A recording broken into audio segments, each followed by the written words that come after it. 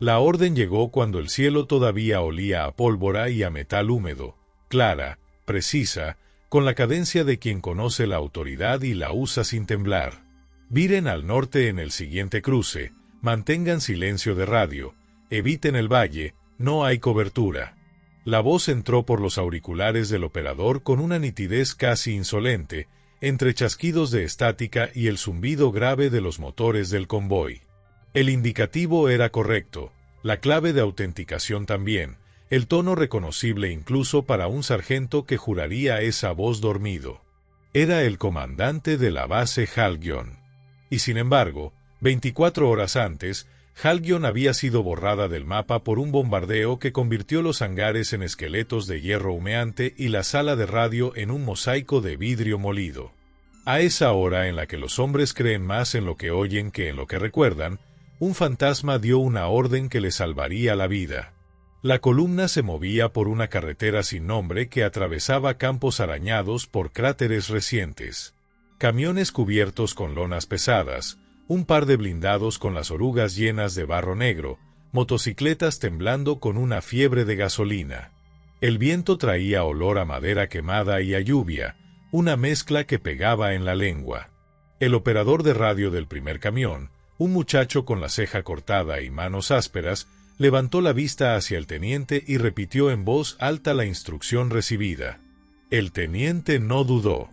Ordenó la maniobra con un gesto seco que corrió como un relámpago por la columna.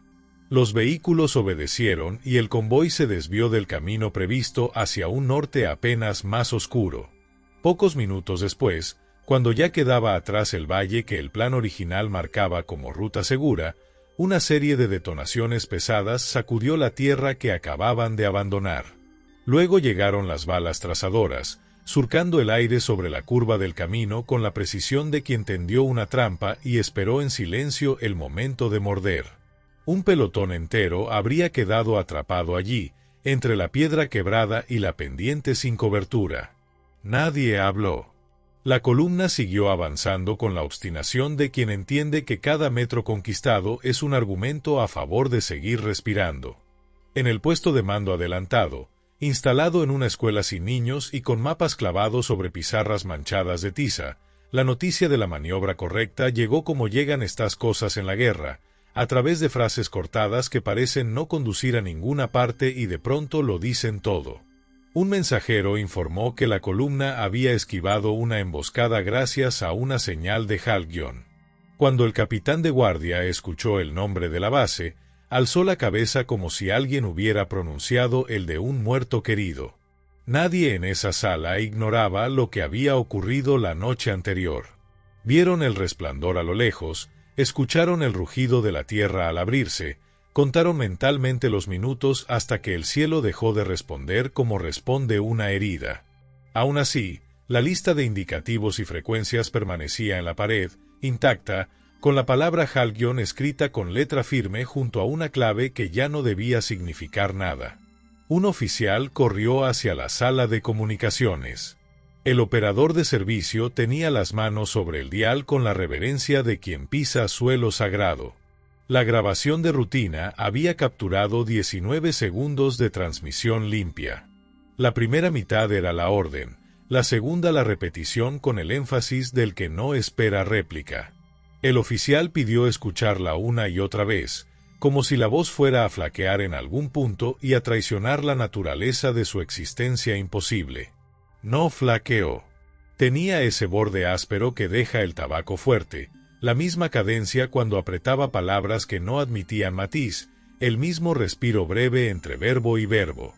Era el comandante de Halcyon, el mismo que la víspera había dirigido a su personal a los refugios hasta que los refugios se derrumbaron sobre sí mismos.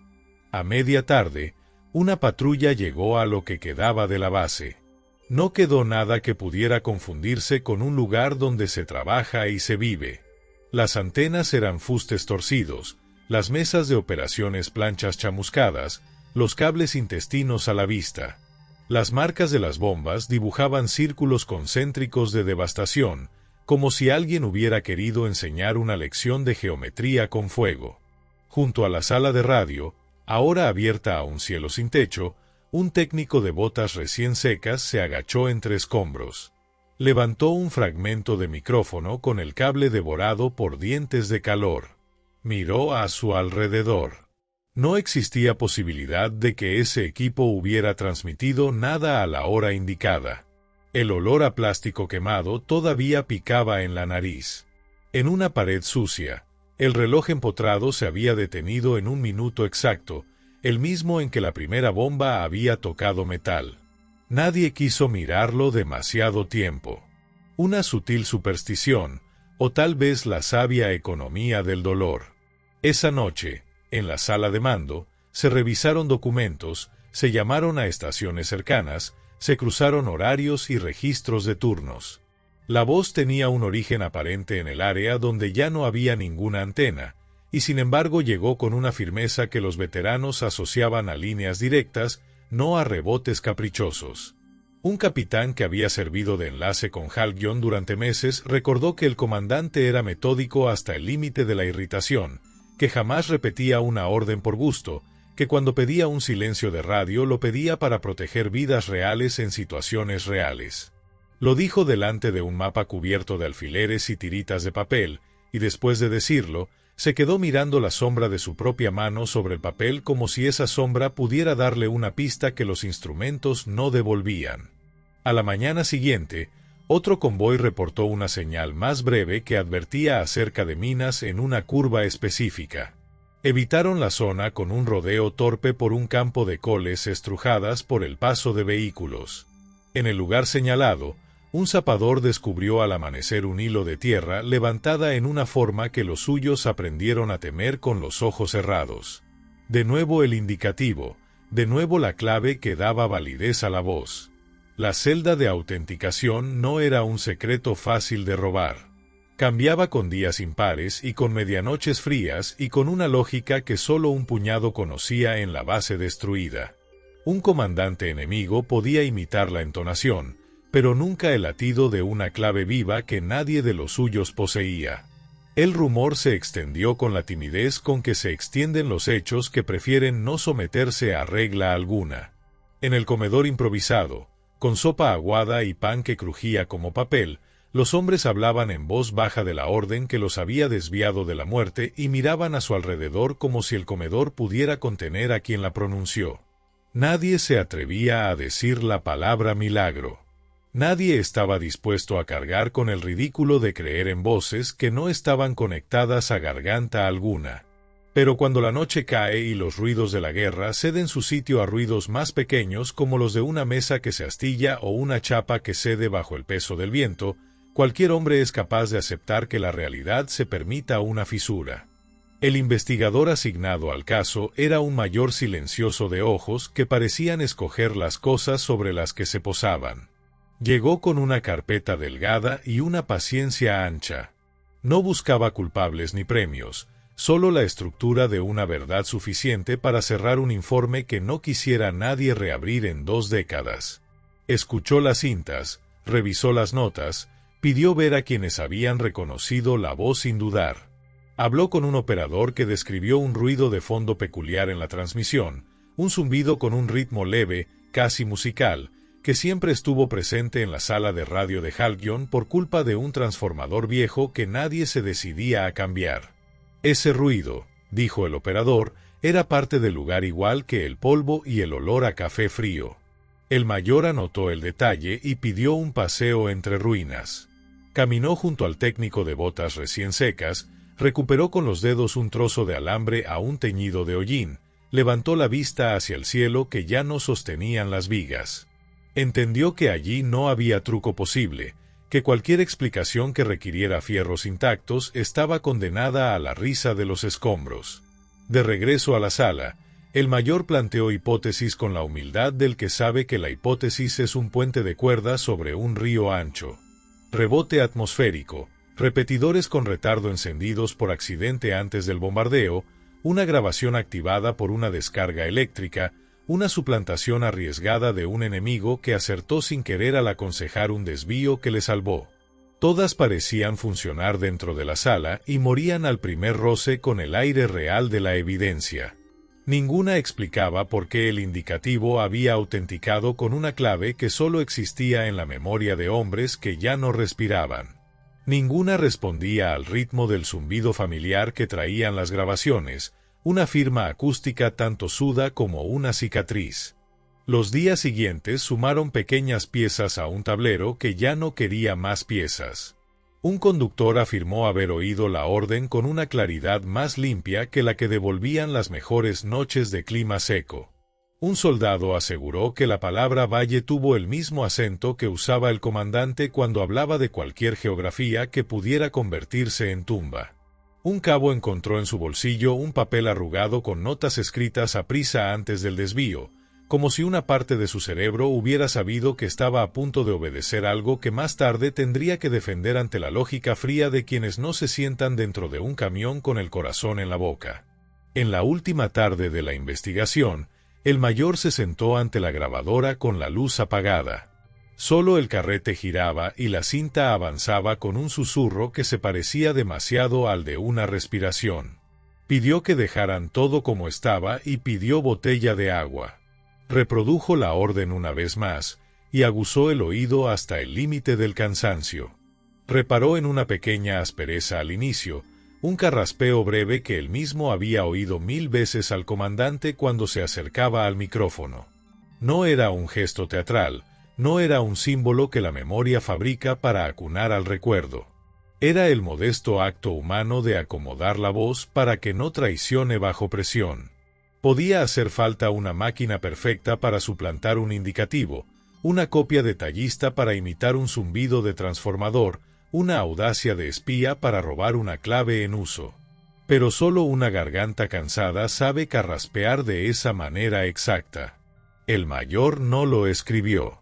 No porque no lo creyera, sino porque hay verdades que por escrito abandonan su naturaleza y pierden la utilidad. El informe final no ofreció milagros ni concedió misterios. Dijo lo que podía decirse sin que se rieran los vivos ni se inquietaran los muertos.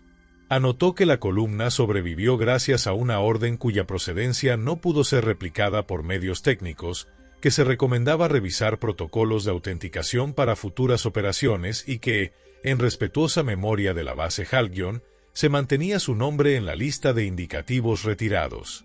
El mayor firmó despacio, como si cada trazo del bolígrafo fuera una forma de cerrar una puerta sin hacer ruido.